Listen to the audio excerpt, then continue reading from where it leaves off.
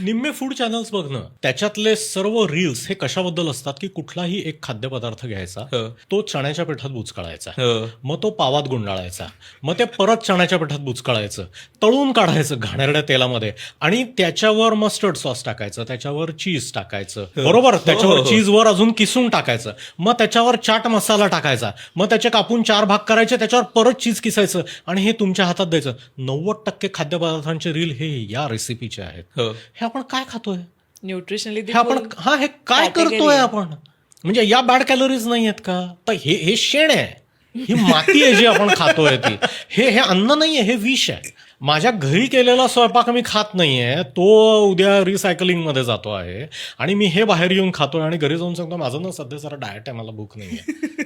ते फक्त चवीसाठी हे जेव्हा रस्त्यावर उभं राहून प्लेटमध्ये घेऊन चमच्यानी शेण खात असतात, तेव्हा ते फक्त माझ्यासारख्या डॉक्टरला जास्त मोठी गाडी घेता यावी ह्याची EMI भरत असतात.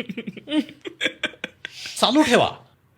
Physician, nutritionist, dieticians, cardiologist, vascular surgeons, आम्ही सगळे तुमच्या या भेळपुरीच्या पैशावर मोठ्या मोठ्या गाड्या घेणार आहोत, मोठ्या मोठ्या घरामध्ये राहणार आहोत. चालू ठेवा.